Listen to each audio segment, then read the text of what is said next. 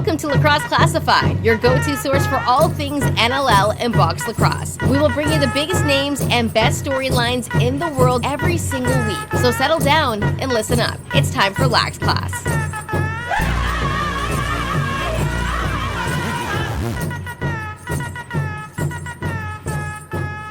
What's up, lacrosse fans? Welcome back to Lacrosse Classified. Lax Class 360 now in your ears. Appreciate you joining us. Jake Elliott, Lucas Archer back with you here for the big show. And, well, first and foremost, I want to say happy Canadian Thanksgiving to everybody. I want to say happy Indigenous Peoples Day to everybody. Listen, yesterday might be my least favorite day on social media. I don't understand the people that continually go out of their way when a team or a person wants to post something about Indigenous Peoples Day to go out of their way to say that day doesn't exist, it's Columbus Day, this and that. Like, I've seen some just gross comments. If you're a person that celebrates Columbus Day, unsubscribe from this podcast, stop listening to this podcast, and then go to a library or hop on the internet and learn about Christopher Columbus, who was a mass murdering rapist. And you want to go celebrate this guy and continue to shit on the Indigenous people for what? Make yourself feel better? Give me a break, man. Just go away. Go away. Stop listening to this podcast if you're one of those people. These people just want to celebrate their existence, the fact that they're still on Turtle Island. They're not hurting anybody by doing that. Why are you going out of your way to take a dump on a civilization, people that walk this earth before any other? It's my least favorite day online because it happens every single fucking year. People just crawl out from under rocks for no reason whatsoever. You had to get that off my chest there, Lucas. How's it going? Welcome back to Lax Class. Thanks, brother. Yeah, no, it was a good weekend, and I completely agree with you. Stop celebrating genocide. Yeah, it makes me almost ashamed or uncomfortable to celebrate Thanksgiving. Yeah, it does. Like, I have a hard time saying happy Thanksgiving to people now, knowing the history of it. I should not be allowed to sit down and enjoy a feast that's in front of me, knowing that I'm here because murders went on, genocides, killing sprees, torturing, raping occurred. Like, it just seems wrong and disgusting almost. Yeah, that I am able to live my life like this, knowing what happened 500, 600, 700 years ago. Not to get preachy, but like, honestly, the Indigenous people live their life the right way, following the Creator. And, you know, they don't have Thanksgiving, but what they do is give thanks every single day. Their whole mantra of life is to make sure that everyone is taken care of. That's it. They just want to have everybody being taken care of and nothing more and nothing less. If that's not the right way to live your life, I honestly, I don't know. Oh, not to jump off topic, but I saw that a lot this past weekend at the Super Sixes event in Oshawa. Both team Haunishonis giving thanks. They were thankful for every game that they played. They honored the Creator before every game. They had some new jerseys on this weekend specifically for this event that I heard. They got them made by Haudenosaunee Lacrosse. It's just a blessing and a privilege to see this, to see the Haudenosaunee people just play this amazing sport, and the way that they honor their culture and heritage each and every day, both on and off the lacrosse field. It's such a treat. Yeah, they got it figured out, man. But why don't we jump into that? Well, first, let me tell you what's coming up on the program here. With it being the Thanksgiving holiday, you know, I tried a couple of people. A lot of people got their families in town. They got dinners going on. They got, you know, other pressing matters happening right now. So I didn't want to push too hard to try and run down Guest this week. I did manage to finagle one. I've been working on it for a couple of weeks as we got the general manager of the Calgary Roughnecks, Mike Bordy, will join us in quarter number 2, which is coming right up. Quarter 3, see if I can drag this guy off of Torrey Pines or Olympic Country Club. I'm not sure where he may be today. He said it might actually rain down in San Diego today, which I find to be pretty far-fetched because it's like 3 days a year it rains down San Diego. But we'll see if we can drag this guy off the golf course in Steve Govett, who has a lot going on these days. He's helping the push towards the Olympics for World Lacrosse. He has taken over the NLL Alumni Club. He is the man spearheading those brand new trading cards, TFL Trading Cards, and we got a postal strike going on here in Canada right now, so I don't know what's happening with the trading cards, whether they're in the mail, they're lost in transit. Well, they're probably not lost, but they're sitting in a depot somewhere. So we'll see if we can get Steve Govett to join us in quarter number 3, and if not, we'll just button this podcast up and have a tight one here this week. Lax Class Lock of the Week. I've taken control this week, Lucas. Last week did not go well with the collaboration with Evan, yourself, and me. Just not good. I blame Evan. Yeah, we can do that. He's not here. I took it over this week. Monday Night Football doubleheaders are becoming a thing. I don't hate it. I like it this week because they're nicely spread out as well. They're 3 hours time difference there, so that's good.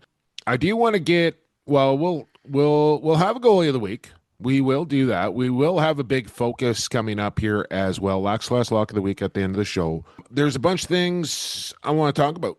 First and foremost, how about those Mariners, Lucas? How about those Seattle Mariners? Up to nothing on this. You just drop your head into your microphone there. Tough way to start that series. 0-2 at home, and now going to the Pacific Northwest for 3 games.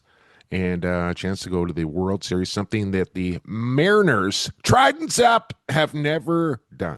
Yeah, not a good weekend. Last night was pretty bad if you watch Game 2 of the series. Game 1, I thought they had it, and that low-scoring affair, 3-1 the final.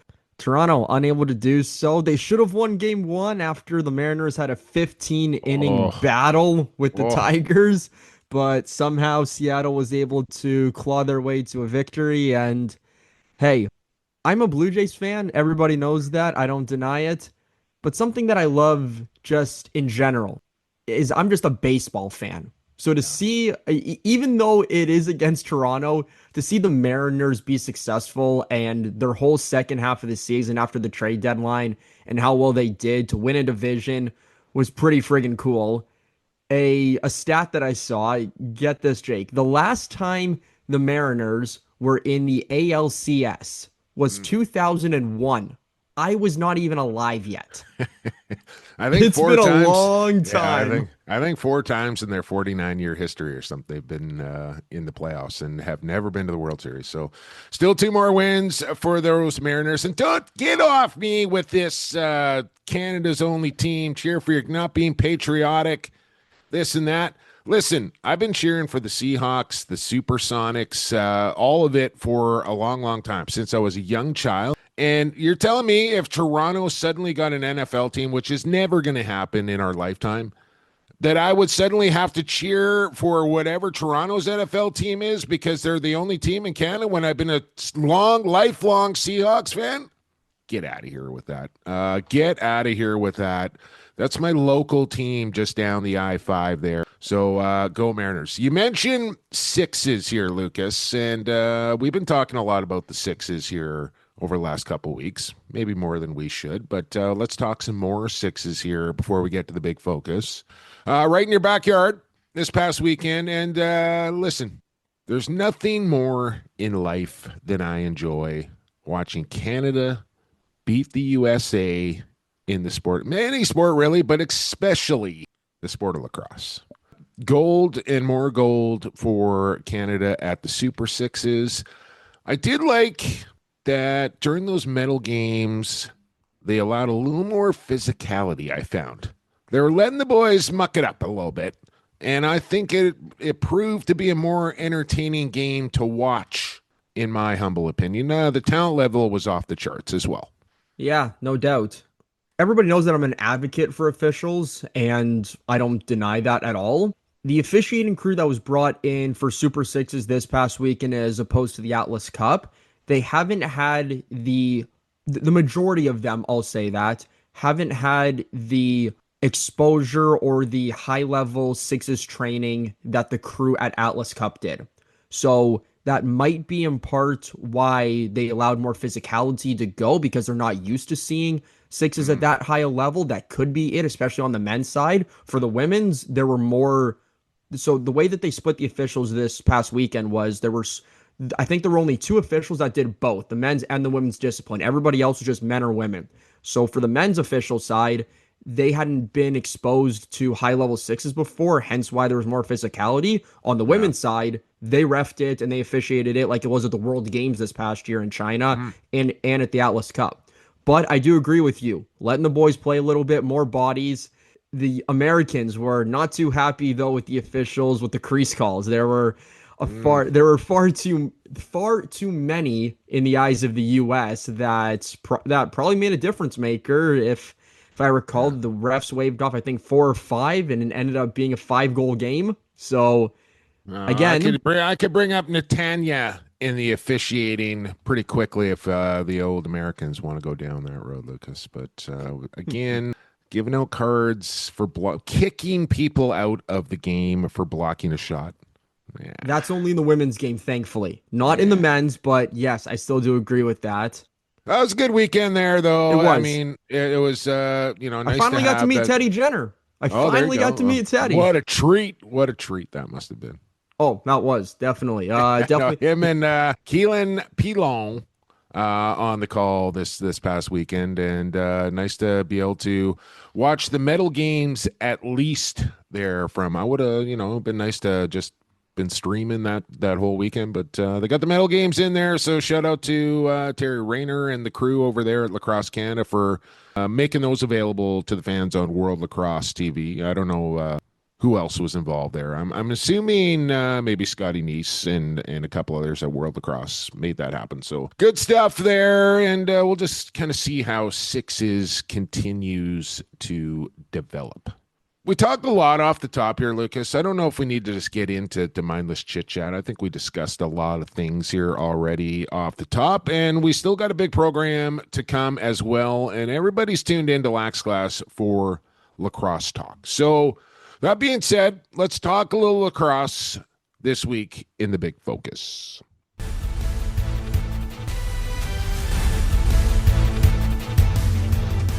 Big focus. Big focus. Focus. Other than a big focus. Focus. Big focus.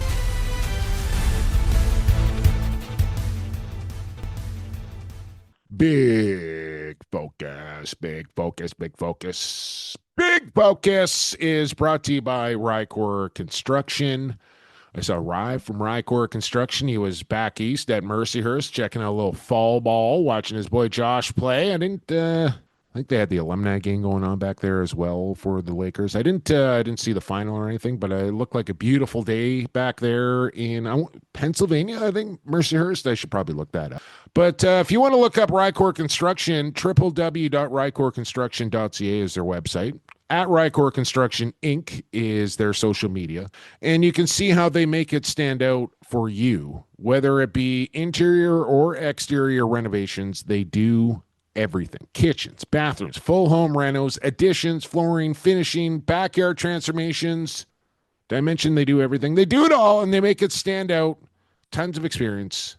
The craftsmanship is off the charts. You know this by now. Make it stand out with Rycor Construction, sponsors of the Big Focus. Rycor Standout Players of the Week will be back in about 6 weeks as well.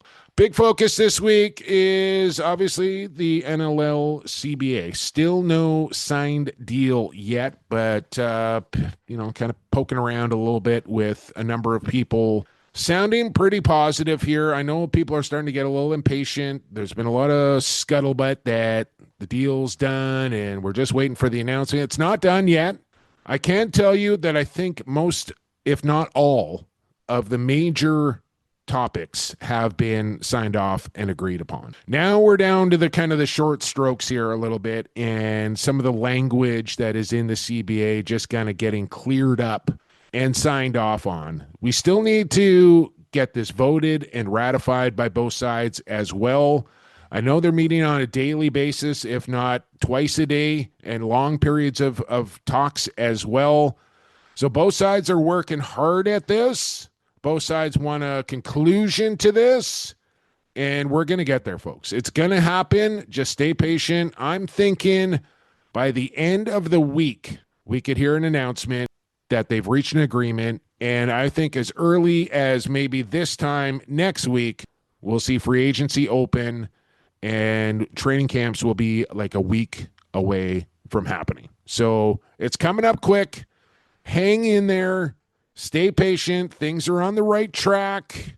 And just a few more I's to dot, T's to cross, and the finish line is in sight from what I can gather. Before we get to the second quarter of action, let's head for a quick shift over at the Goalie Factory. And our Goalie Factory Goalie of the Week. Big save, Giuliano. Rebound call, Crime Stoppers. Vince just scored a goalie goal. Jameson somehow comes up with the stop. Larceny. And here's Shane Jackson off the bench. And there's Christian Del Bianco with a stick side save. Oh, I hope I get to say something very similar to a stick side save from Del Bianco. In the coming weeks here, Goalie Factory Goalie of the Week is brought to you by the Goalie Factory at Goalie Factory _ Looking to level up your goalie game? Look no further. Go to the Goalie Factory. As box lacrosse grows, so does the demand for top-tier goalie training. And at the Goalie Factory, they're dedicated to developing goalies of all levels, ages 8 to 35, even a 60-year-old has signed up to the Goalie Factory. So never too young, never too late. And if you're not in the local area, you can get your Goalie Factory coaching over Zoom. Film review, training tips, game-ready strategies, all available from the Goalie Factory simply by going to at Goalie Factory _ and hitting their link bio in their link tree in their bio. Website, merch, sign up, all of it right there, whether it be Facebook, TikTok, Instagram. Find them at Goalie Factory _ This week, well, we had the Super Sixes going on. We've talked a lot of Super Sixes. Let's talk a little more. Because tell you what, Dylan Ward, Brett Dobson, I would say probably have the inside track to LA 28. But with that being said, what are we here? Late 2025, still a couple years away from the Olympics. U20 Team Canada champion Grayson Manning. Also in Oshawa this past week, this kid, 2 years from now, I think he might be the number one guy. Just going to say it right now. I think Grayson Manning just might be the starting goaltender in Los Angeles for the Olympics. That's hot. That's hot. That's really hot. Grayson Manning for Prime Minister, as far as I'm concerned. Won himself a U20 championship, the first time Team Canada had ever beaten the USA at the U20 level. Did it over there in Chengdu. Then comes back and facing some of the best in the world at the Super Sixes in Oshawa. And just save after save after save. And this guy's still a kid. Give him 2 more years. Just saying, Dauber and Dill, keep an eye over your shoulder here because this young Grayson Manning is coming. Grayson Manning, you are this week's Goalie Factory Goalie of the Week. Now, let's kick it over to quarter number 2 and continue our season previews. This week, Calgary Roughnecks and the general manager of those riggers is Mike Board, and he joins us next here. Stay classified. This is NLL Hall of Famer Reggie Thorpe. You're listening to Lax Class, your go-to source for all things NLL and box lacrosse. Welcome back to Lacrosse Classified. Yeah, that's what we're called. We're into the second quarter of action in quarter number 2. Proudly presented by Edge Dynamics, who are based in Alberta, as is our next guest, so stay tuned on that. Partnering with nonprofits and small businesses to deliver sharp marketing strategies that make an impact. Understanding the challenges of limited resources, they're there to help you succeed. Growing your brand, growing your game, whatever the case is, they want to help you out. Strengthen your organization. They're with you every step of the way. EdgeDynamics.ca. Sharpen your brand on a global level.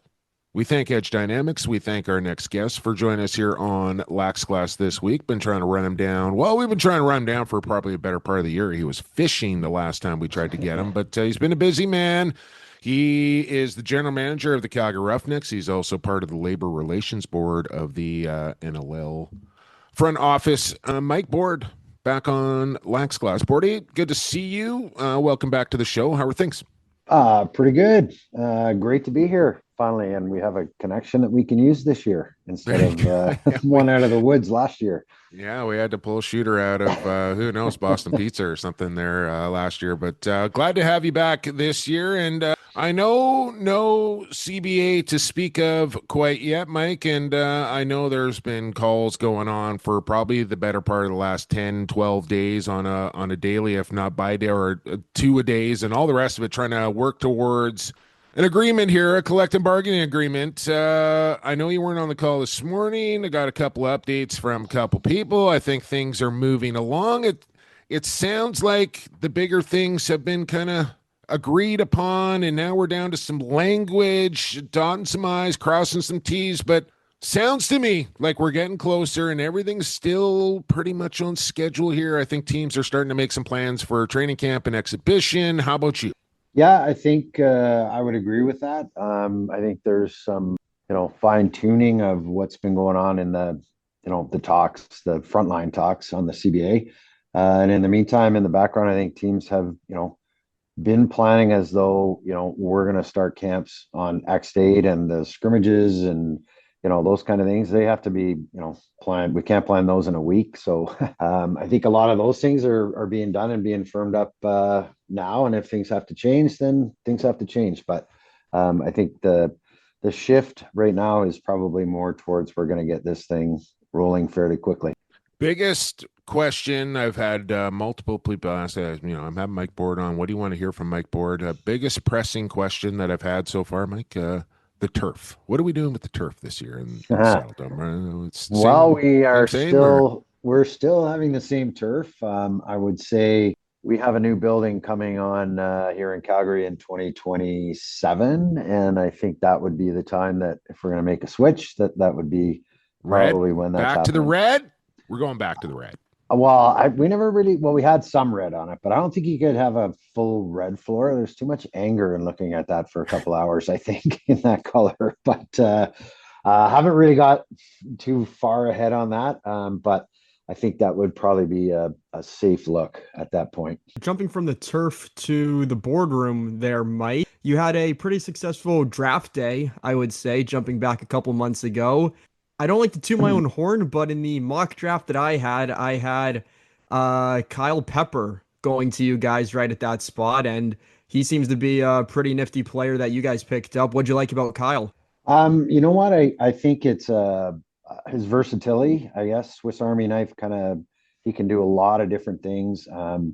He can take draws. He's played on the D end, and earlier in his career, junior and even in senior, he's shown some offensive talent for sure. So he got like a 12-point night, Mike, in the WLA last year. He did. I think he had 7 goals that night too, right? So or 6, or I think. But I happened to be watching that game actually. I think it was against our other first round draft pick, Noah Manning. I think it was Nanaimo. Yeah. But anyway, we really kind of like his. We did a couple interviews with him. Really like his attitude and his commitment to the game, and we're really looking forward to adding him into the mix. Well, I'll tell you what, comes from pretty good bloodlines, as well as the Pepper twins over there in Victoria, legendary lacrosse players themselves. And listen, I'll tell you about this Kyle Pepper, man. Like, you're right, he's a very versatile guy, but I think he's probably still a year or two away from his man body. And then I feel like once he comes into that, Mike, like, you're going to have a dangerous lacrosse player. Yeah, we're excited about him, and I think he like you say, he's commit, like he really is committed. Comes from good bloodlines, all those kind of things. I think he knows how he can improve his game and grow into that man body and use that man body a little bit more. So our coaches are very excited that he can play both O and D was really attractive to us. Those kind of players we had, way back, we would have had, Travis Cornwall, who could do that for us. Courier could do that a little bit for us. But to have that flexibility there is very important. Yeah, they're the most coveted players in the game right now, those two-way guys. This guy, more of a pure O guy. You just mentioned him, Noah Manning. And what you got to like about this guy, he's a winner, right? He's got a Minto under his belt. I think he stepped into a tough situation in Nanaimo where he didn't probably know a whole lot of people and fit right into that Timberman offense. But more importantly than that, you know that this guy has been spending the last 4 years of his life under Matt Brown down there in Denver. And when you get a Canadian that has spent his entire college career playing for one of the best minds in the sport, when he comes out, like, he is going to be ready to go. Yeah. Plug and play. I agree. I think we Nanaimo used a couple of our plays on their power play and things like that. They'd called and asked, and a couple games later, he was at the top of the power play and was like, he's running our plays, right? So anyway, it was kind of, it was good. We weren't sure that, he would be available at that point. There were a lot of righties early in the draft. So we had a list, and, I don't know, midsummer, I'd probably said, Noah Manning and Kyle Pepper in our first round would probably be a pretty good first round for us. So we're happy to get them both in that round. And we are, again, Noah's a really, really, his lacrosse IQ is smart. He picks things up quick. He's not he doesn't always have to have the ball, but he can deliver the ball. He can play slick, without it. Man. He can do a lot of good things, and we're looking forward to that combo. Maybe even Kyle Pepper and Noah Manning on the right side at some point. Who knows? Right? Well, yeah, it looks like you leaned on the Nanaimo pipeline there with Chris Bowman. You get Jordan Vincent out of their organization. You got a nice little local product in Jack Royer, who's an Alberta boy, and then Hudson Shivers, who spent time with the Langley Thunder last summer, if I'm not mistaken, and a pretty solid back end guy. Yeah, and like Jack Royer was a guy. I mean, I see a lot of the Alberta games, probably more than some of the other guys, but Jack Royer is a guy that, like, he just doesn't have any quit, and he lives basically, he's at Edmonton, so it's pretty easy to make that kind of a selection at that point in the draft. And Hudson Shivers, another guy that I saw a fair bit, big, solid guy who he's got a bit of a mean streak to him, and I think both guys are kind of anxious to see what they can do at this next level. You made the announcement, or I guess a social media post a while ago, Mike, that Dane Doby has announced his retirement Mike officially. Because I don't know if I've ever seen Mike. All right, maybe Mike didn't, but he probably delegated the task to his social media department. But either way, you're keeping Dane in the organization in some sort of an advisory role, if I'm not mistaken, or even a little bit on the bench. What do you liking about we what kind of did this backwards a little bit, Bordy? We kind of did like this announcement came, and then the retirement announcement came after that. That confused a lot of people there a little bit. Yeah, I mean, I don't even know if he's officially filed retirement papers, for example, with the league, but it was important for us to, we had him back last season, and he got off to a great start for us, and his leadership and those kind of things in the dressing room. And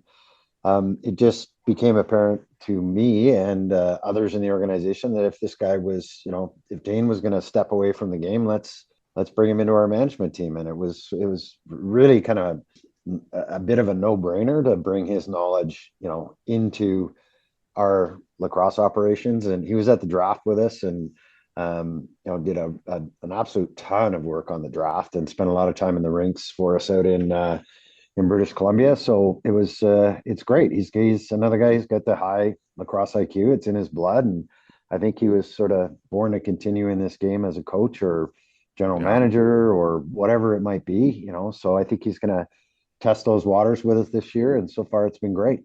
Well, obviously he's got the ultimate respect for Shooter, a guy that kind of took him under his wing when he got to Calgary. He's one of the greatest Roughnecks to ever put on the jersey.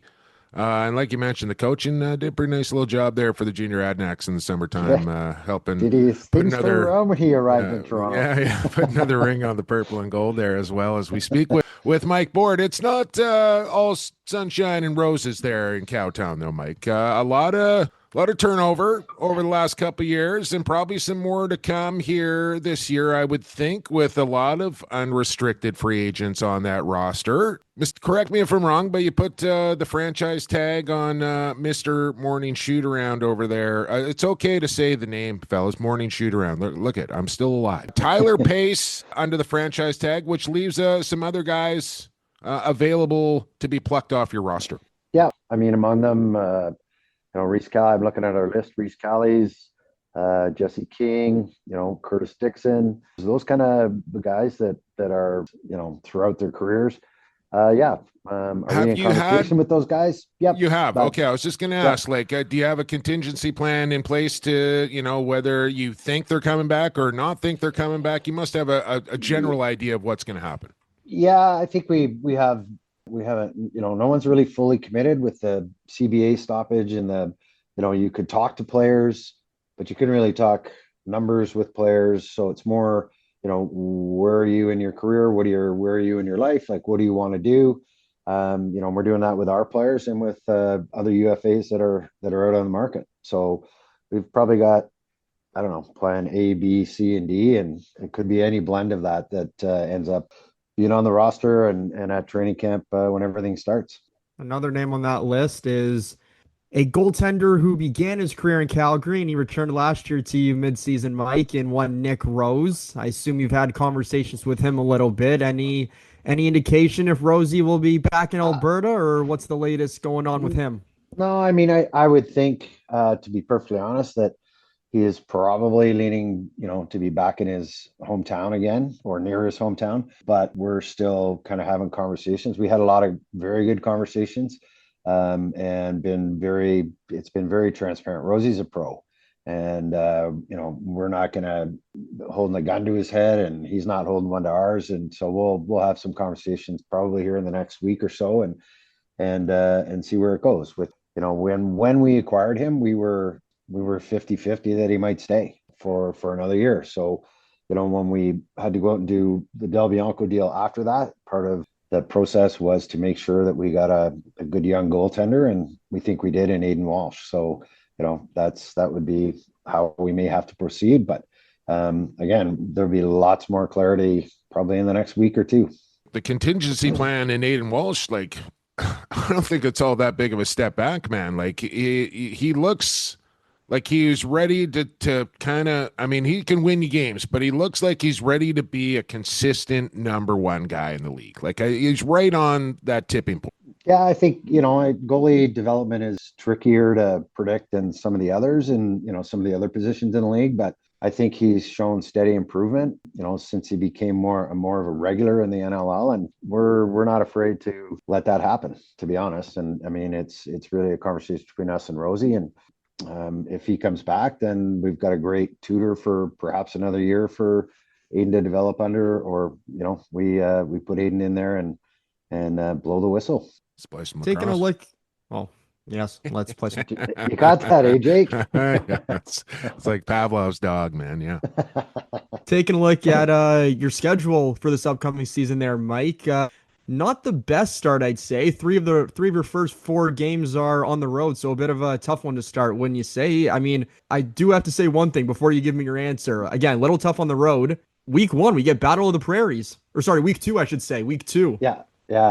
For both of us, I think that's both of our first games, us in Saskatchewan. So, yeah, Battle of the Prairies has started off. Would you like an easier route into the season? We've got some very, very competitive, Toronto, contending Buffalo, teams to face against in the beginning. San Diego. Yeah. If you're gonna win, you gotta beat the best anyway. So you're gonna have to play them somewhere along the line. So we'll just have to be, we know who we're starting against and what we're doing. So we're gonna have the prep for those start, day one in camp. So we got to be ready right out of the gate.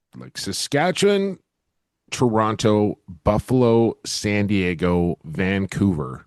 Your first five. Yeah. That is a I mean, gauntlet, it wouldn't have been my man. first. It would have been my first 5 picks, but you know, the Holy schedule is cow. a schedule. You know, and we'll be ready. We coaches have talked about it, and you know, we've had a couple meetings on it, and we'll come out of the gate ready. We have to. You mentioned the new building there, 2027. I'm sure Calgary fans and NLL fans alike would like a little update on that. What what's this place going to look like? When do the doors swing open? All that sort of stuff. Yeah, I think the plan is probably to open up, I think, in the summer of 2027 with a couple of concerts, hopefully during Stampede kind of concept, and everything seems to be on track. It's a pretty fancy building. It'll be state of the art, everything, I guess, is the best way to put it. You know, from the ground level up for as far as dressing rooms. I don't know if you guys have been to our building at all, but the visitors don't exactly have the best spot in the world to get prepped for games. They'll be very happy when this happens. And lots of space down there and lots of extra rooms and a lot of planning put into it at that level, which is, I think, important.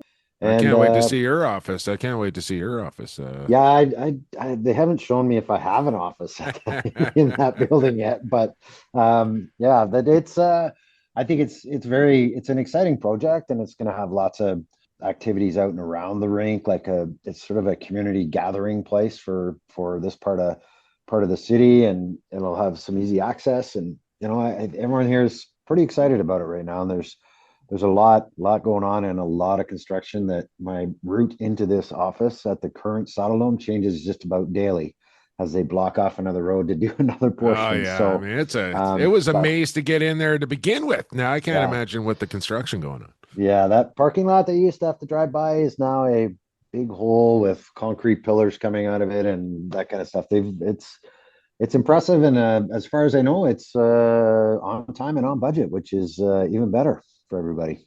Last one for me, Mike, and you know, we talked a lot about your unrestricted free agents, but there's other unrestricted free agents out there, and I don't expect you to name any names of guys you're targeting, but is there maybe an area or two on your roster where you think you might want to go look for one of those unrestricted free agents? Yeah, I think from the start we kind of looked at, you know, free agents that we may lose, and you know, what might be available outside of our players, and sort of made some contact with some of those players.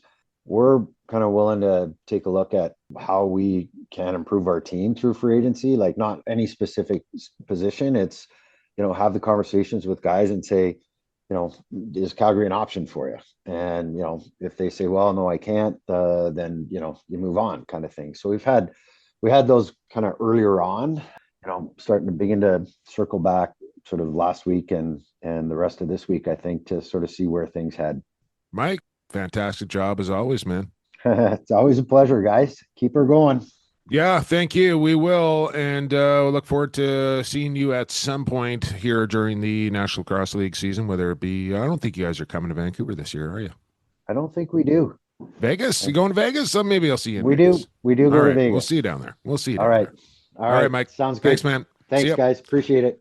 There you go. There he is, general manager of the Calgary Roughnecks, Mike Board. And now you got a good lay of the land, what's going on down there in Calgary, Lucas. And Roughnecks, tough schedule to start the season, but this is a well-oiled machine, no pun, well, maybe a little pun intended there. But these guys know how to navigate themselves through a season. They got a good, you know, leadership group there with Mike, and then, of course, Shooter, Dingo, Troy Cordonley, Flipper, and Phil Sanderson. And then you bring Dane Doby into the fold as well. That's a pretty solid leadership group there in Calgary, and they're going to get it figured out. They're going to be another good team again this year. No question about it. No, 100%. They have a very strong coaching staff, management group, and I have no issues that they're going to be in good shape for a long time out there in Alberta. I know the Saddle Dome's going to be rocking. Vamonos. They're going to lose some free agents off that team. I don't think there's any secret there. Some guys are going to go, but I think they got a pretty good plan in place there. was kind of scrolling up and down that roster. They got some guys looking to kind of elevate their game and take the next step. And I think they'll do their best to replace anything really significant that they lose. And Calgary is a very attractive place to go play as well. So getting down to it, who we missing here? We got Vancouver. We got Vegas for sure. We got Colorado. We got Rochester, Halifax, Philadelphia. I think is what's left. You're looking at it right now. I can tell. Do you count Toronto? If you had Dalwick on, do you count that? Yeah, we didn't really do Toronto kind of preview though, right? That was a bit of a different conversation with Jamie. I don't think we'll have Jamie on because although the ratings skyrocket off the charts when JD's on, we've had Jamie on quite a bit over the last little bit. So maybe we take a little bit of turn. You know who I might just try and finagle up? The dangerous one.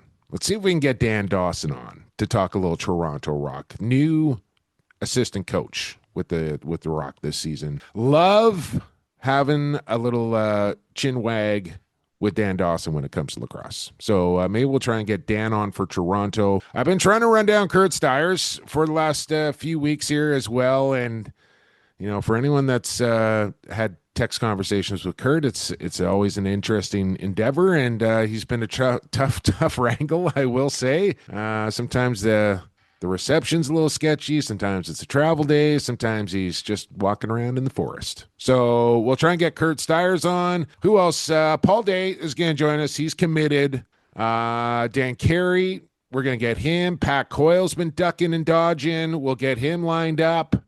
And then we got Willie and Kurt Malowski. Yes, sounds like a pretty good lineup coming up here. And then we still got to get to Commissioner Brett Freud before the season begins as well. So lots to come up here leading up. What do we got? We got like 6 weeks till the season is supposed to begin. We are going to take a break here after quarter number 2 of the podcast. We're going to move to quarter 3, and I'm still not super confident, but I'm hoping Steve Govett will join us on the other side. We'll see. Halftime, and we're back with hopefully Steve Govett here on Lacrosse Classified. Associated Labels and Packaging, a fun family company that offers premium quality labels and packaging with unparalleled service. With 40 years of experience, an extensive product catalog, and an ever-growing fleet of equipment, Associated Labels and Packaging is the perfect fit to take your labels and packaging to the next level. This is Gerald Gibson. You're listening to Lacrosse Classified, your go-to source for all things NLL and box lacrosse. Halftime is over here on episode 360. That means we're into the third quarter, and that means I need to mention Associated Labels and Packaging, who are the best in the business when it comes to labels and packages. Premium quality. I'm just going to stop right here because this is just giving me a brilliant idea here as I'm thinking about our next guest. I'm thinking about Associated Labels and Packaging. I'm thinking about trading cards. I'm thinking you should have a little chat with Associated Labels and Packaging. 45 years of experience in labels and packages. They are the perfect fit to take your label or your package to the next level. AssociatedLP.com. I think that might be a website this next man should visit. He is the vice chairman of Joe Stye Sports. He is a board member of World Lacrosse, and he is the mastermind behind the NLL Alumni, and of course, TFL Trading Cards. Steve Govett back on Lax Class. Thanks for cutting your golf round a little bit short here, Steve. After 14, what was the score? Were you up? Were you down? I know it was a little wet out there. I'm a third quarter guy, right? I'm a third quarter guy. Some people are fourth quarter guys. Some people are first quarter. I'm a third quarter guy. So my round of golf today was cut short by rain in San Diego, which I think this is probably one of the 3 times a year that it might rain, but yeah, it's actually refreshing. We need the water. Yeah, I mean, it's still 80 degrees while it's raining. Well, not today, but it's nice. Little rain coming up from Cabo, and our buddy Dazzle, Rob Dalzell down there he'll be listening, I'm sure. And a few days ago he got the rain I'm getting today. Okay. Have you been down to Cabo to see old Dazzler? I have. He's got a really cool spot. He's got if I hate to plug for somebody. But you know what? If you get a chance to hit him up, he's got a great spot down there, and he loves to host lacrosse guys. Well, shout out for Dazzler. Okay, Yeah. so we got I feel like we got a lot of things to talk about here. I don't know where you want to begin. Maybe we'll begin with Super Sixes here, Steve, as you're helping with the push towards the Olympics. We saw the Atlas Cup couple weeks ago, maybe a week ago. Now we were in Oshawa for the Super Sixes last week. Canada prevailing supreme here. A couple of gold medals there. Where are you at these days as far as American and Canadian? Because I feel like as each day and year goes by, like you're becoming more and more of a Southerner. I'm still Canadian, very solidly Canadian, and in my heart that'll never go away. I'm an alumni of Team Canada, so I still have a special place in my heart. But when you kind of take the position or positions that I've taken, you become somewhat neutral in the process. And at a time in my history, I was a GM of Team USA and helped with their box program, kind of starting that through the World Lacrosse platform, FIL, in 2003. So, 2002 Heritage Cup, which was a win for the US. I think the last time they won an international competition against the Canadians in box. And then I've been a bunch of field GM stuff with Dave Huntley and Eddie Como and a bunch of good people there. So you know what? When you transition over to the World Lacrosse platform, it's about the game. It's about what we can kind of do to grow this to the next level. And I'm not a kind of grow the game guy, but I'm all about kind of how we proliferate our commercial assets and try and figure out how we prepare our game to be on the world stage. And so that's really the passion that drives me right now. And it's pretty exciting. I was at the Atlas Cup, super cool event. USA Lacrosse did an amazing job. Canada and the US played really well. Haudenosaunee showed well there. Puerto Rico was fun to watch. And the women's side, I mean, the American women are a juggernaut right now, from box lacrosse to sixes to field. They're a tough team to beat. And since Birmingham, when we played in the World Games and Canada beat them, it's they've really turned things around and focused their attention on what they wanted to do. Obviously, stunning the world with their box championship. So it's great to see the U.S. women excel. It's been great to see the Canadian men excel in the sixes game over the course of the last month or so. And I think what you see is a lot of preparation on both sides, and not maybe the best, most final teams that you might see at LA in 28. But you know what? They're both kind of dipping their toe and trying to figure out what strategies are the best, and solidifying coaching staffs and all those things. So it's been really awesome to watch. Yeah, it's a very unique thing when you introduce, essentially, it's a completely different sport than field lacrosse or box lacrosse. And when you're starting something from scratch, nobody really knows what the best strategy or techniques or tactics are going to be the most successful. And I found that part of it, kind of watching how coaches and teams adjust from quarter to quarter, game to game, shift to shift, how the evolution of the game and those strategies will start to kind of play out in real time. And I've been railing on sixes here a little bit last couple of weeks, Steve. I'm not going to lie to you. I think some changes still need to be made to the game to make it a little more visually entertaining, maybe a little more competitive. So I got a couple big ones here for you. Is that something that World Lacrosse is open to? Like, are they still open-minded to make some tweaks and some moves that they think, after watching some significant high-level tournaments, to improve things? That's one big one.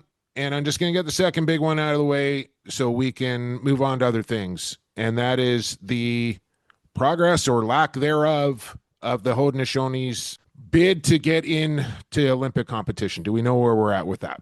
Well, let me take the first one first. And the answer to your question is unequivocally yes. That's what these events are for.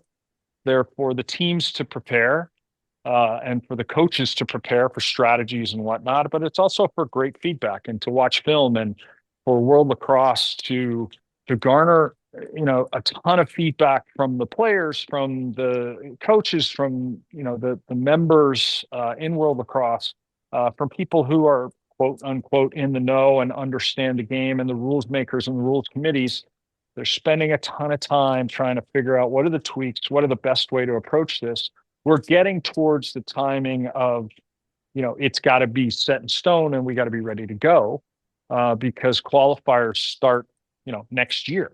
So a lot of conversation will happen, this fall into the winter, and as we kind of emerge in the spring and others start to play the Sixes game. I will tell you that Sixes has a role in the Olympic, right? It was a lot about heads and beds and the number of roster sizes and those types of things. And so when you see that roster roll out with 10 or 11 players and one, two coaches, that had a lot to do with making sure our game was prepared to step into the spotlight and accept a position with the IOC that didn't place an undue burden on the village and accommodations and food and all the things that go into nuances of how that happens. So really good people took that into consideration. I mean, and the game itself also, not just at the top level for the top 6 teams that will end up going to the Olympics, and Canada and US, which today emerge as a top 2 in their competition against each other. It has a lot to do with the fact that there are a number of countries around the world that struggle to develop specialty positions like a short stick D midi or long poles or whatever the case may be. And getting the stick in the hands of players is most important. And being able to develop with 10 of your best players in a country is a heck of a lot easier than 23. And being able to compete, and you'll see this kind of at World Lacrosse events for many, many years, is those teams that struggle with depth, struggle with competition. At the top end, they're excellent competitors and excellent players on both the men and the women's side, but they struggle to give us the best competition at the really high end. So that's one of the reasons why Sixes is as important as it is to be able to develop the gap and close the gap with those developing nations that will be able to compete. And even some teams, some countries on both the men and women's side are focusing most of their attention. South Africa, one of them, a new country that is coming into World Lacrosse, they're focusing all their energy and attention on Sixes.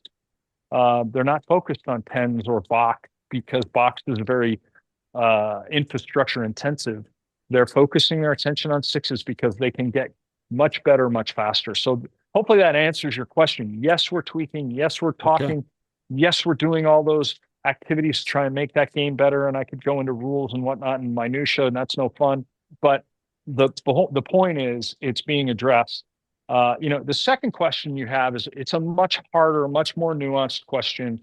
Really, really good people are working very hard on this. And I will say that I have found myself working with the Haudenosaunee for many years now on a weekly conference call to talk about strategies and how we continue to approach, the challenge of sovereignty and the challenge of, not a national Olympic committee and all the things that plague, the bid for the Haudenosaunee to be a member at LA28. Also, the qualification process. Only 6 teams will qualify. And so spreading that qualification out over the necessary continents that play the game, all of these things are coming to a head and conversations are ongoing.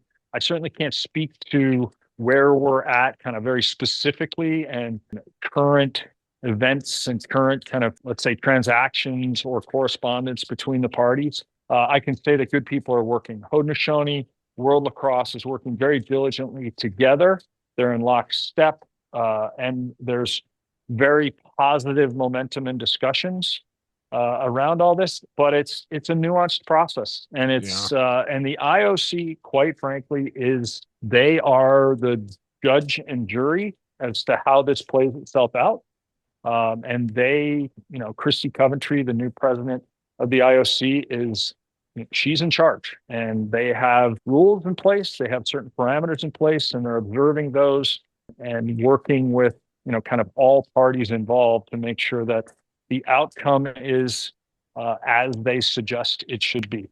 Yeah, I didn't even think about the qualifications, like qualifying for, like, do you include them in those competitions or not? Or do you have a contingency for, if they get in, then it's the next team. If they end up don't getting in, that's a very confusing situation to go through. The only thing I ask, Steve, is just like, let's get rid of the red cards. Can we get rid of the red cards in 6? I can't comment on the rules that are kind of in play and why they're in play and the way I think what you have to understand is this was a game that was designed to be in unison together with both men and women and gender neutral. And they took into consideration both games, and respect for both games was highly necessary. And I would just tell you that I think the rules makers and the people that were involved in the process, and we called it Blue Skies Working Group, did an amazing job. And now, as we see it come off of paper and a book onto the field of play and the competition, what you're seeing is a result of a lot of people's really, really hard work and dedication to make sure that we're prepared to take the game to the next level. And around the world, with 85 nations that will be playing different, disciplines of the game, both men and women, U20, senior men, senior women, box, field, sixes. There's a lot going on.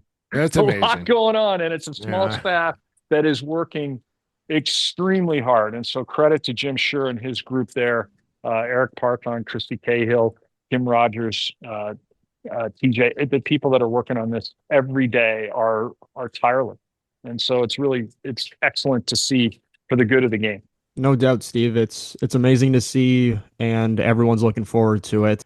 Jake proposed 2 questions for you, and I'm going to do the same for you, Steve. When lacrosse gets to the Olympics in 2028, how much of a positive response and, viewership do you think lacrosse will have for the rest of the world? And the flip side is, if it is negative, is 2028 just one and done for lacrosse? Do you think it'll be back in 2032 when it's down in Australia? Or do you think this could be it if lacrosse doesn't have a positive outcome in 3 years from now? Yeah, excellent question. And let me just I'll point to the last question first, because I think it's most appropriate. Is the decision for 2032 is made before 2028 takes place. So the decision is currently ongoing, and there are meetings with Brisbane 32 that are ongoing today. Getting into 28 was one step in the process, but the next step in the process is 2032, and that effort started 6 months ago. And so the Australian Lacrosse Association, ALA, is as recently as last week made an amazing presentation to Brisbane 32. World Lacrosse is a huge proponent of working through that with the ALA. It's a process, as big a process as it was for 28, 3, 4, 5, 6 years ago. That process continues for 32, but the decision itself will be made before we ever set foot on the field in 28. And so the answer to your question is no, it's not going to have any impact. Interestingly enough, right? Like it won't. That is super interesting. I think the first part of your question, also a good one, is viewership and exposure. This is the biggest sporting event in the world, bigger than the NFL, bigger than anything you could possibly imagine. World Cup is the only thing that even comes close and doesn't even remotely touch it. The Olympics are massive. The NBC schedule for lacrosse that I have seen is, fellas, amazing. Absolutely amazing. The primetime exposure that this sport is going to get to 500 million households around the world is nothing short of insane. And as we attach ourselves to the Olympic rings and the exposure for impressions, for sponsorship, and all the things that go with it, is a launching point that lacrosse has never been on before. I mean, 1904, and you can go back to 1900 for the Olympics, and yeah, amazing that it was there, but the exposure of broadcast media and social media now, and the exposure that World Lacrosse gets on social media platforms is just, I mean, it's insane. It's in the millions, but this will top it in a very significant way. And amazingly, Alibaba, you guys might know the guy that is the CEO of Alibaba. They're probably the biggest partner, the biggest sponsor of the IOC. And so making sure that all their cloud-based computing is set and ready to go with Alibaba will bring the game of lacrosse to another level from a technological perspective. So, man, I can't tell you how excited you're getting me fired up over here, Steve. Everybody is. Biggest event that lacrosse will ever have. And so all those guys that are out there naysaying and railing against the Sixes format, shut the hell up. It's a great game. It's still our great game in a different format. And if it wasn't this format, we wouldn't be there. So, it's only because I care, Steve. I just want to see. I just want to see the best product get rolled out there that we possibly can. And I think if we don't have, like, if we just start blowing smoke up the proverbial ass here and saying everything's great, and don't have a little of the other side of it to try and push the needle to maybe where it needs to get to, then we're not doing it the service that it deserves. You're 100% right, and I agree with you. And I'm kidding a little bit. But at the end of the day, it's a constant work in progress. The game is never done, right? We haven't perfected it. And Sixes is no different, right? Constant effort for the National Lacrosse League and the constant effort for World Box Lacrosse and constant effort for tens and women, there's constant work being done on the rules and the rules process. And it's no different for Sixes, and it will continue to evolve and get better.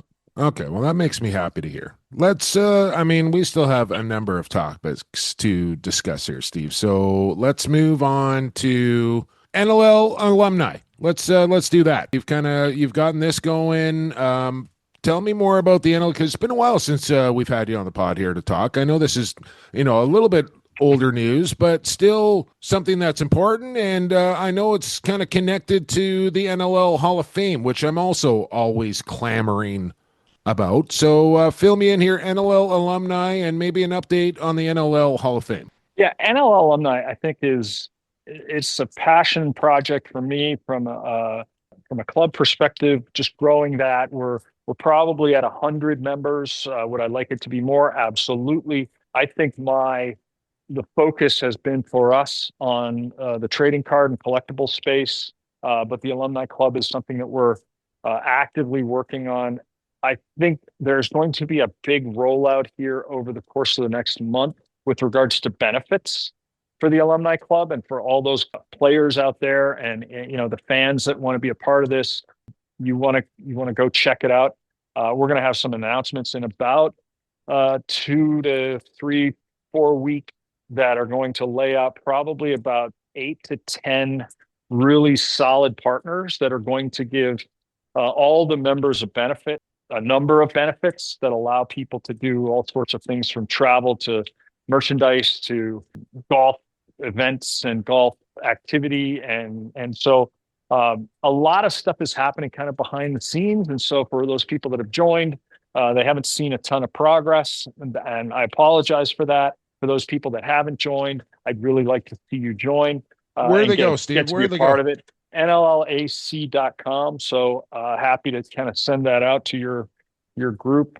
TFLsport.com. You can go there, and you can go to the NLLAC for the Alumni Club activity. But I'm excited about where it's going and what it represents. And there's 2,800 players, give or take, that have played in the National Lacrosse League since the MILL days. 1987, when the first year of the Eagle Pro Box League, 2,800 players have played in the National Lacrosse League, and we have 100 of them represented with this Alumni Club so far. So we have a long way to go to provide value to them, but it's $25 right now. I think there's going to be a lot more value coming, but it's really about community. It's about connection, and it's about collectibles. And we're going to be kind of actively pursuing all of those alumni to contribute and be a part of the collectible space where we can share some amazing collectibles from over the history that are all sitting in garages and basements and offices and you got your storage spandex hanging up facilities. somewhere, And I bet. Hey, they are. I still have them. I don't think the elastic I think is gone on them. Yeah, but no, yeah. there's so many things that guys have, and I think there's going to be some really cool stuff that the Alumni Club is going to be able to generate interest in, kind of out there in the collectible space and eBay space. But really, it's the whole concept of community and connection for the alums is this really cool space that I think we're going to try and pursue with maybe some poker tournaments and some social events and some golf and getting guys together. I had the great opportunity to see Drew Westervelt and Brendan Mundorf when I was out at the Atlas Cup. And, they were super excited. Brendan Mundorf joined kind of that day. I talked to a lot of other guys and Nick Carlson and all the guys in Denver that want to kind of contribute and be a part of this process. But there's a whole whack of guys that are Long Island, right? Washington, D.C., Philadelphia, New York, upstate, Syracuse, all those guys at Boston that played for years and years in this league, that bringing those guys together to kind of reminisce and connect with this community is something I feel very connected to. You talked about some social events that you're hoping to do, Steve. Has there been any chatter of the Alumni Association getting out to the NLL games and promoting it even further, talking to some of the fans and spectators, even talking to the teams and the franchises? Have those conversations begin, or if they have, what have they been like thus far?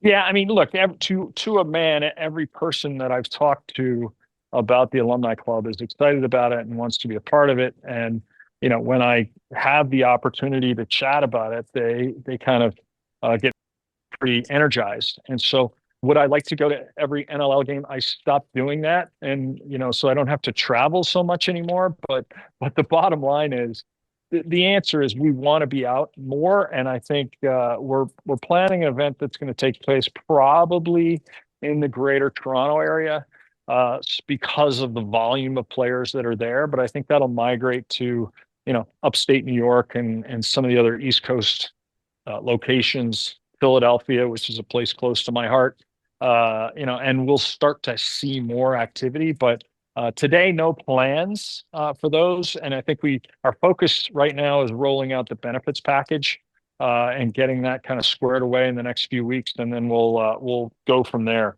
I think your question about the Hall of Fame is something, once again, I'm super passionate about that. There's not enough hours in the day to kind of talk about the Hall of Fame and where it's at. I do, as you may understand, the National Lacrosse League front office has been a little bit preoccupied for the course of the last 3 months. So, and look, it's a heavy lift, and it's a nonstop process. And I just believe every day that goes by, every year that goes by, it compiles another group of excellent and amazing players that aren't in and should be. And activities that haven't happened and should. And I think there's a number of alums that I've talked to and a number of others that want to stay engaged with the National Lacrosse League, and the National Lacrosse League has to give them reason to do that. And the Hall of Fame is one of those reasons, because there's no better feeling than watching one of your teammates that you had this amazing relationships and shared a lot of blood, sweat, and tears on the field of play, going into a Hall of Fame and being able to share that with them. And so we want to make sure that the network of alums is so solid that when there is a Hall of Fame event, that it's full and it's active and it's fun and full of life and full of players and full of support. Well, here with Steve Govett and more things to discuss here. And correct me if I'm wrong, but you have to be pretty close to one of the founding members of what was then the PLPA, now the NLLPA. So you've been a player in the league. I don't know if you had to go through any labor stoppages or negotiations back when you were a player, Steve, but then you even got into the ownership side of things with the Washington Power at the time, and then into an executive role with a couple of teams. So you've been on, I don't know, there's only two sides of a fence, but you've been on all sides of the fence here. The end, the start. Where are you at? Like when you see what's going down between the players and the board here, trying to work to a resolution, and you're kind of kicking back, and you're not as heavily invested as you once were. What are you thinking? What are you seeing when you watch this all kind of take place in front of you?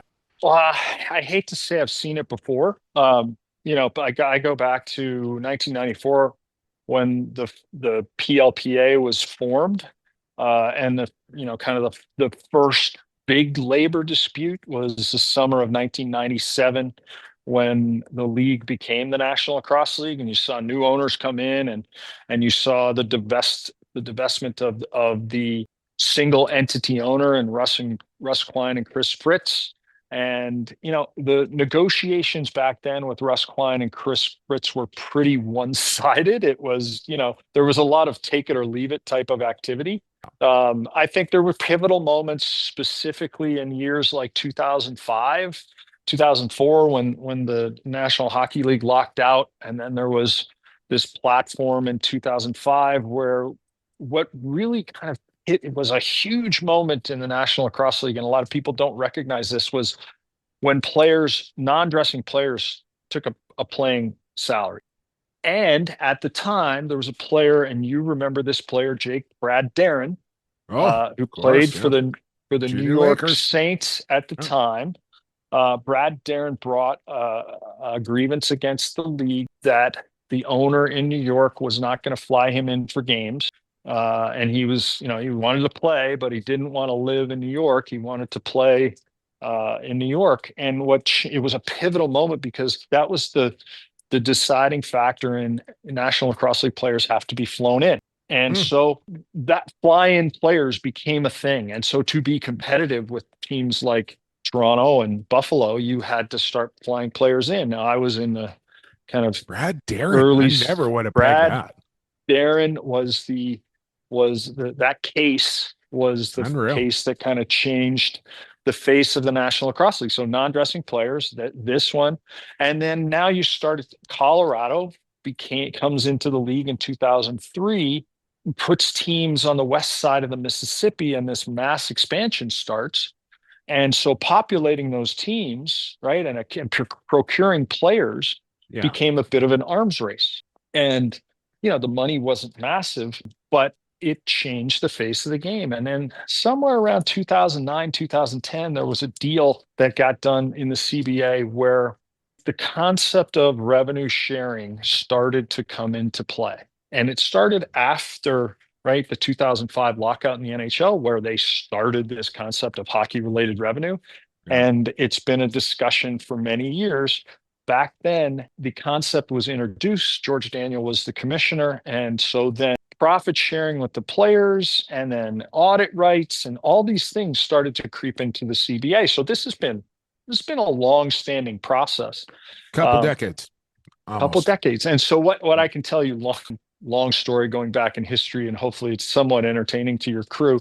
I know that there are great people on both sides of this issue. And Jake, as passionate as you are about the rules of sixes, these people are passionate about protecting the players, right? And Zach and Reed and those that group, right? They are very passionate. And having been on that side of things, I can tell you that the players care. They care deeply about the game. They care deeply about the future of the game. They care deeply about playing at the highest level and wanting to continue to have as many teams in the league as we possibly can. I think that the concept of they don't want to be left behind has been resonating for many, many years if something hits. And then on the other side, there are the ownership groups and management and governors and a commissioner, also all very passionate, and they would not be involved if they didn't have passion for the sport. But I also know that there is a financial limit for many of them, and that is starting to be pushed to the boundaries. Because every year expenses go up and revenues are staying flat. And so my takeaway at this point, having the opportunity to kind of be away from it for a couple of years and look outside looking in, is We cannot continue to bang our heads against the same wall in the National Lacrosse League. We have to find a way to fix the business model that is broken and take care of the owners and make sure that the players have a platform so that they can play for long periods of time at a reasonable and fair compensation level. I know that nobody wants to miss games, and I know that they're working hard, and I think they're close to something and an announcement soon.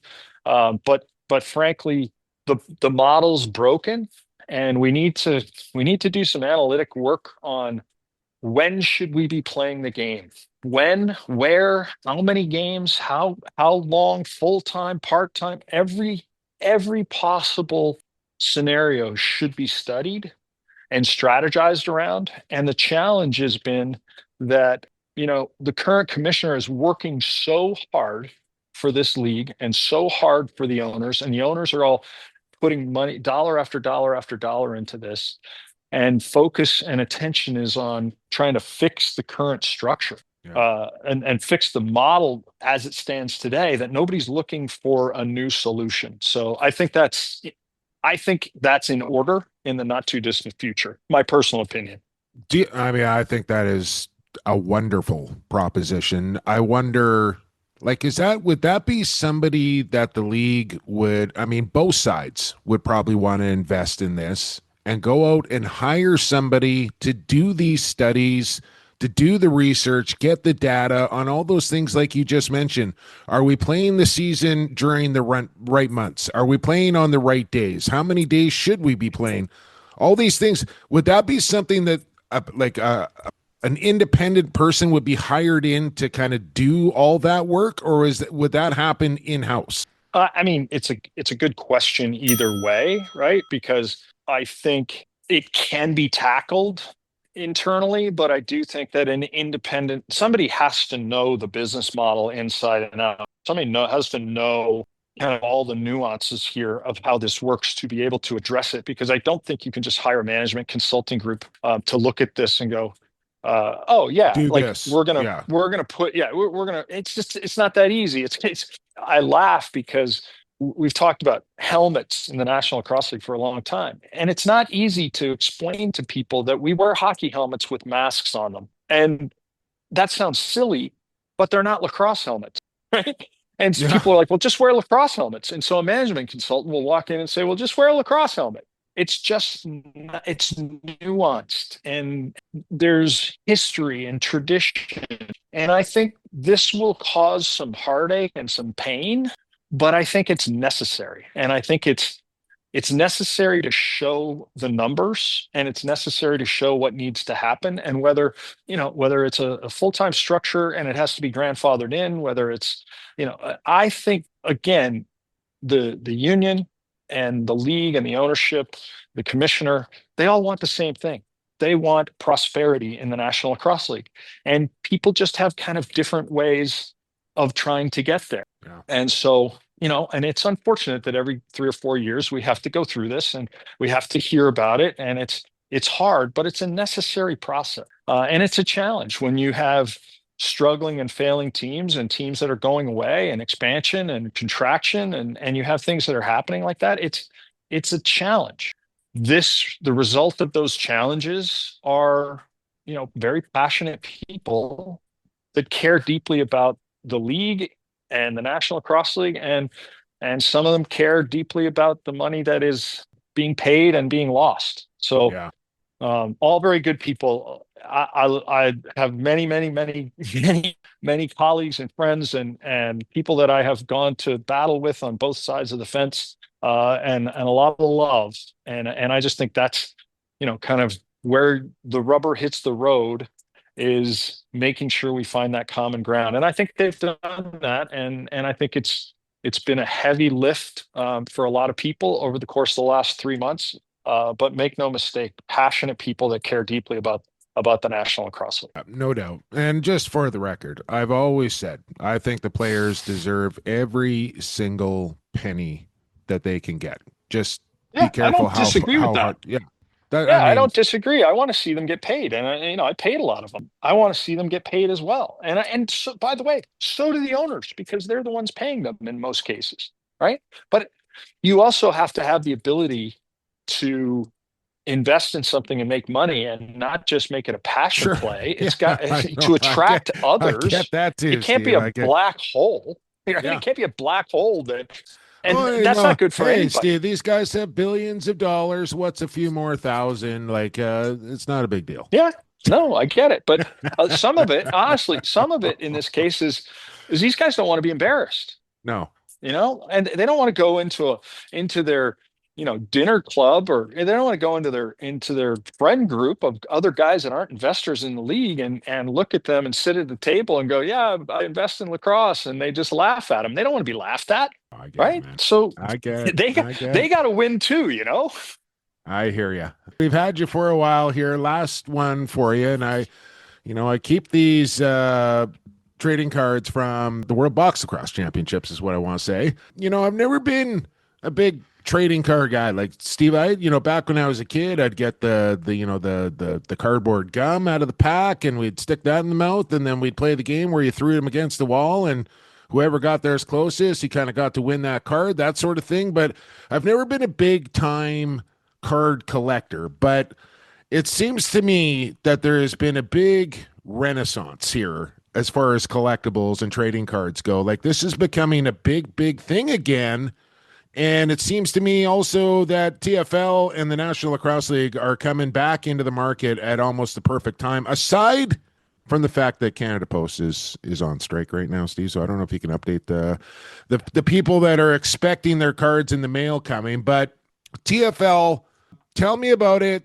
Why, how, and what the mission is here for TFL Trading Cards. Just so I say this first and foremost, cards are starting to ship this week. We are not using Canada Post, well aware of the Canada Post labor dispute. So we're not using Canada Post, so we'll be shipping those. But they go out this week. They were stuffing packs today. I saw some of that video today, and so excited to kind of see those come to life. I was at the plant the other day, and they look amazing. So it came about through a relationship that I have with a gentleman named Todd Tobias, who's a San Diego Seals season ticket holder who worked in the card industry, and he's a avid collector. I'm like you. I didn't collect cards as a kid. I did the same thing. I played the game where I flicked them against the wall, and put them in the BMX bike spokes. Yeah, a lot of fights for losing cards that I didn't really care that much about. I think that you're right. This renaissance probably happened during COVID. I think the entire industry changed dramatically because a lot of dads who were passionate about the trading card industry began to pass this on to their kids in a moment in time when you had nothing better to do and you couldn't do anything else with your kids. And so you started to see them share this passion, and the kids started to get fired up about it. And they're really fired up about it now. And what I came to find out, and really disappointingly, was 1993 was the last National Lacrosse League set. Now there's been a bunch of sets for teams. I know Kurt's done them, and Kurt Stiers has done the one-offs. The Seals have done a one-off. There was another one for the 98 championship or 2001 championship, and there was some cards there, but National Lacrosse League has never really had a card set. We just had a passion for it. We said, let's do the World Lacrosse cards. They were wildly successful, and we did pretty well with them from a profit perspective, and that was fun.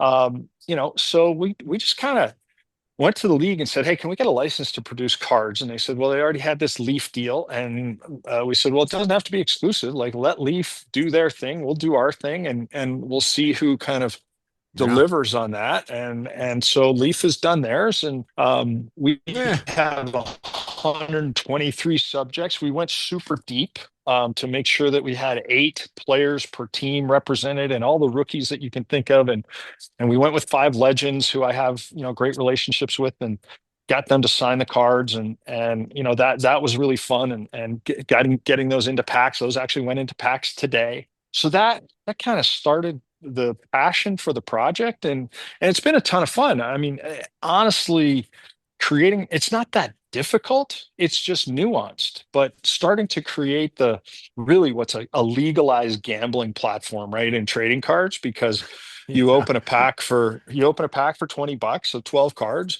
and there's a chance that you might all of a sudden have a $10,000 card. And when we saw what the PLL started doing, and the Brennan O'Neill card that started to sell for $10,000, and when we start talking about Joey Spallina, who's coming out in the World Lacrosse set, as a USA player, and that card went up for $5,000, and then an autographed Lyle Thompson card went up for $5,000, and I'm like, the secondary market started blowing up of our cards, and we started to see that this is real, and people really want them. And then we went on sale in August with the National Lacrosse League cards. They blew up, man. Like we're already 75% at capacity, and we have 25% of our cards left to sell. And we haven't even delivered them yet. So I suspect where do I invest, that they're going to sell out pretty selling quick. shares in this here, Steve? What? How do Well, I have a few partners, and it's gone well. But the next project we're working on, which is going to be really super cool, and I don't know if you remember back when I was a kid, and I'm slightly older than you, Jake, but Esso had a National Hockey League sticker album. And right.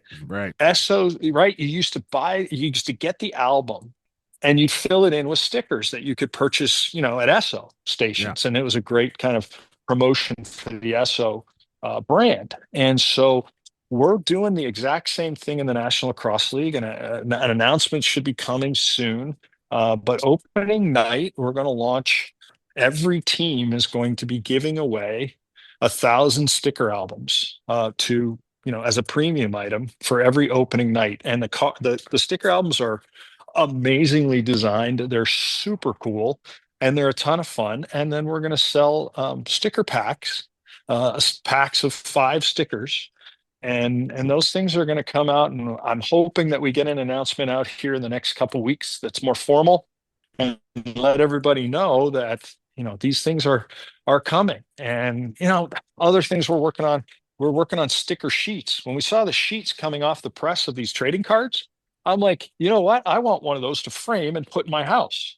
And I can only imagine that if we customize those, and you can have all the goalies, if you're a goalie guy, right? And you can create a sticker sheet, or you can create a trading card sheet of every goalie that we have in our NLL pack. You're going to jump on that. You might want the lefties. You might want all the Indigenous players after Indigenous Day this week, and you may want all the American guys in the league. You may want all the old lefty guys. You may want all the D guys. Just don't do the scratch and sniff with the lacrosse players, because that could end badly. No, they'd be smelly guys. But no, I mean, in all seriousness, we thought that the sticker or the trading card sheets will have some interest, and so we're going to roll that out and probably see that around Black Friday. Yeah, man, there's just a ton of different opportunities, and it opened up the door for us that we're having conversations with pro volleyball, pro women's volleyball. We're having conversations with Big 3 basketball and a number of other kind of activities, because where there's a bit of a lack of a gap in the marketplace is Topps, Upper Deck, and Panini do all the major sports, because that's the quality. That's the level massive playing field of TFL, like O-Pee-Chee, Upper Deck, Topps. Like, you guys are coming into the market with that type of quality right off the get-go, though. Yeah, no question. And you know what? It comes down to, we have an amazing designer. His name's Liam Ryan. He's so good.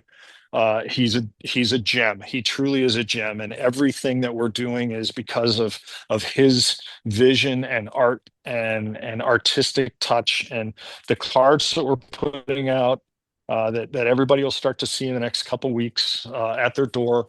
And those that haven't purchased them, get them soon, because they're going to be gone. And if you haven't seen our social media, check out, Instagram, TFL Trading Cards on Instagram, and our website at tfltradingcards.com and tflsport.com. And you can go there and find the cards. But, Liam's work is amazing. And to memorialize the National Lacrosse League in the first edition we're so excited to bring it to life, and it's just opened up a lot of different ideas for, how many Legends cards can we do of guys that didn't have their cards done since 1993, and players that should have a card and don't, and so there's a lot of great young players that are getting their cards for the first time, and these will be rookie cards for so many players. And like a Jeff Teat, it's not a rookie card, but it's his first card in the National Lacrosse, first box card, right? He's got a PLL card, but his first box card of Jeff Teat is going to have a value. And the amazing thing is TFL doesn't get any of the secondary value, right? We see none of that, and it's just kind of fun to watch what's happening with the secondary market. You can even start to see some of the hobby shop people are starting to advertise our cards already. This whole process of stacking cards. So they're going to get every Ottawa Black Bears player and put them in a stack and sell them that way, because they bought 40 boxes. And so they're going to get every Black Bear, every Vancouver Warrior. They're going to get every player, and they're going to sell them that way. And God bless, this is super cool for us to see how people are sharing. So social media is going to start to blow up here in the next month or so as these things kind of get out there. But like I said, 25% of them left. We created 9,000 packs. So there's give or take like 2,000 packs left. So get on it. Get on it. Just let me know when the broadcasters collectibles come out there, and I can go get myself a John Gertler signed Legend card. John Gertler signed card. Yeah, you want a Cooper? What Cooper? That's probably. You want a Cooper card? No, you probably don't want that one. Trade that one. Nick Casello card, though. Everybody is going to get that one. We're going to have Nick Casello in his football gear, because nobody ever actually saw him in his football gear when he played for Notre Dame football. Just put him out in the ocean. He played literally one play in Notre Dame football.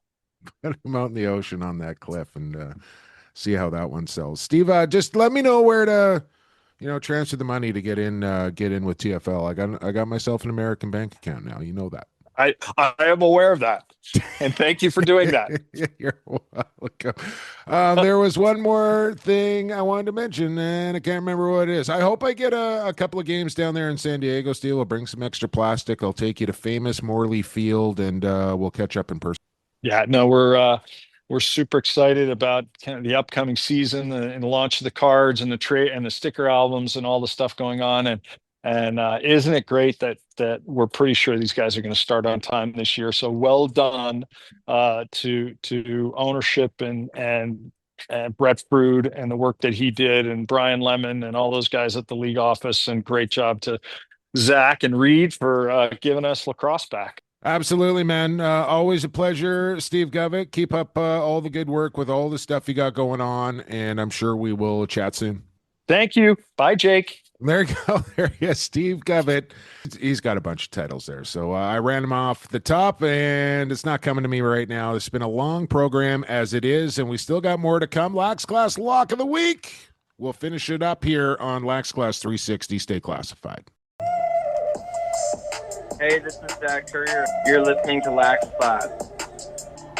Quarter number 4 is now underway, and that means no more breaks here on the podcast. And that means Lucas is gone, as well as he had other things to get to. So I'll bring you home here in quarter number 4, and we'll get you on your way. Lax Class Lock of the Week is coming right up, but not before I please ask you to follow the podcast at Lax Class Podcast on the X, Lacrosse Classified on Instagram. You can find us on Facebook, and we even Blue Sky as well. We even got an email, lacrosseclassified@gmail.com. You can follow our personal accounts as well. And then please don't forget to subscribe to the podcast, review the podcast, and of course, most importantly, share the podcast and get more classmates into the proverbial classroom. All right, that's out of the way. Let's finish it off. And let's hopefully we do it in style here. Time for the Lax Class Lock of the Week. Lock of the Week. Hey, let's lock and load it! Woo! Yeah! I am going to be a very rich dude. Ooh, it's a big lock, all right. Lax Class Lock of the Week, brought to you by Coolbet Canada, coolbet.com. Stay cool, bet responsibly. That's what you want to do when you go to Coolbet. But the other thing you want to do is sign yourself up for an account if you haven't done that yet. Why you wouldn't have done that yet, I'm not so sure, but no time like the president. Hop on coolbet.com, sign yourself up, email, address, phone number, all that sort of stuff. Takes a couple minutes. And then before you put any money into your Coolbet account, put in the bonus code Lax Class, and then Coolbet will match your first time deposit up to $200. Then you got $400. And if you're like me, this is the kind of people that they are over there at Coolbet. Good people. Good people over there at the Polar Bears. Put down a little money on a parlay the other night for a little NFL action, and it was 2 for 3 with 1 game to go, and I needed a touchdown for Buka, and he got hurt in the first quarter, and the parlay was dead. And that was pretty disappointing. Well, the folks at Coolbet realized that, and they went online. They said, hey, if you played this parlay, send us a screenshot that you got down on this ticket, and we'll give you a little bonus because of what happened. I don't know any other books that are doing that, but Coolbet is. Bonus code Lax Class, get free money, then stay cool, bet responsibly. Like I said, the parlay last week was a complete disaster. Buffalo did not win. The game did not go over in Washington. Washington did not cover. 0 for 3 last week. So I took the reins this week, folks, and I think we found the absolute sweet spot this week. Again, 2 Monday Night Football games, and we like this because it gives the classmates a lot of time, depending on when they listen to the podcast, to find the exclusive parlay courtesy of Coolbet and bet on this. So this is happening Monday night. You got lots of days, but don't waste any time because you don't know what your account's going to be at by the time Monday rolls around. So get down on the Lacrosse Classified parlay. 2 Monday night games, Detroit, Tampa Bay. We like the Lions here. Coming off a loss against Kansas City, Lions are going to get back in the win column. They're going to do it over the Tampa Bay Buccaneers, and there's going to be some points scored in this game as well. We're going over 50.5. 2 pretty good offenses here with Tampa and Detroit. Seattle, big win over the Jags. I think Houston had a bye last week, but they're taking on the Seahawks. Seahawks looking pretty good. -2.5. We're going to drop that number down. So I think it was at like 4.5. We're going to go down to 2.5. And really low total here at 39.5. I think originally around 41.5. So plus 650. This one coming in, and this is the sweet spot here. Nice little 4-legger, 650, nothing too crazy. Lay down 20, you're getting a nice Coolbet return of 150, and I'm feeling good. I'm feeling real good about this week's Lax Class Lock of the Week. So maybe save like $10 or something, but throw the rest of the account down on this week's exclusive parlay, courtesy of Coolbet, Lax Class, Lacrosse Classified parlay. You'll find it right there under the exclusives tab. And like I said, good luck, everybody. Stay cool, bet responsibly. That is going to do it for this week's episode. Thanks for listening, everybody. We appreciate it. 361 is coming up. We'll continue our season previews. Who we will have, I'm not so sure, but we'll wrangle up a couple of coaches or GMs because we only have a few teams left, about 6 weeks away from the start of the season. So we're getting there. I'll get Evan. We'll get Who You Got fired back up here for the upcoming season as well. Got to get him on that. But I want to thank Steve Govett.